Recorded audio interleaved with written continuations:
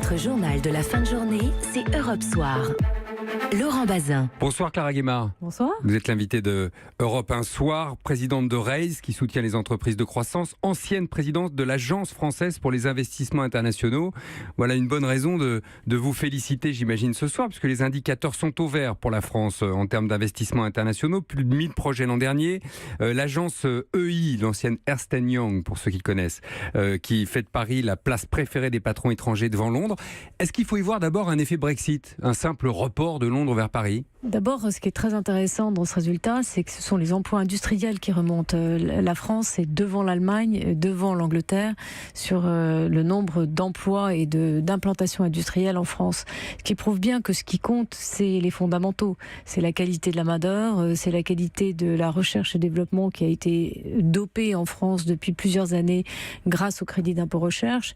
Et c'est un atout de la France, puisqu'on voit beaucoup de grands groupes, mais aussi de start-up qui viennent implanter des centres de recherche et d'innovation, ce qui prouve bien que quand on regarde notre pays et qu'on prend ses atouts et qu'on essaye de tirer le pays par le haut, ça marche. Oui, mais vous ne m'avez pas répondu sur le Brexit. Oui ou non, est-ce qu'il y a un effet Brexit? Alors, il y a peut-être un effet. Il y a peut-être un effet Brexit et après tout, prenons-en l'avantage, mais si la France n'était pas attractive, il y a d'autres pays d'Europe dans lesquels les investissements se seraient faits.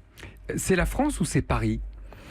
Alors c'est bien sûr Paris, parce que Paris est une métropole qui attire non seulement les grands groupes, mais aussi, ça c'est très important de le dire, Paris et les régions, des grandes régions françaises, parce que je pense qu'il y a beaucoup de pôles aujourd'hui. On prend Montpellier, on prend Nantes, on prend Lyon, Marseille, je ne vais pas les citer, Toulouse, notamment et pour même les Lille, ont aujourd'hui créé des pôles non seulement industriels, mais des pôles d'innovation et de start-up très importants. Aujourd'hui, il y a des start-up qui viennent du monde entier, des entrepreneurs qui viennent du monde entier, parce que la France est devenue un des pays qui conjugue le mieux la relation grand groupe et jeune entreprise.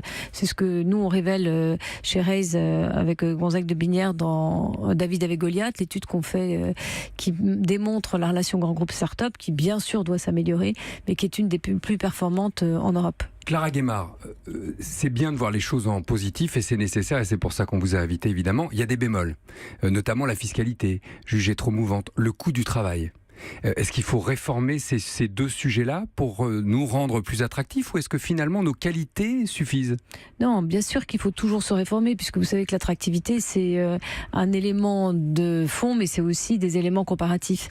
Et les réformes qui ont été... Sur un tableau de bord, un grand patron international, il regarde tout ça, j'imagine. Il regarde tout ça. Il regarde d'abord la qualité du marché, le potentiel du marché, la qualité de la main-d'œuvre, la capacité d'innovation. Vous savez, un entrepreneur, quel qu'il soit d'une grande entreprise ou d'une petite entreprise, il regarde la faculté d'attraction, de locomotive d'un pays.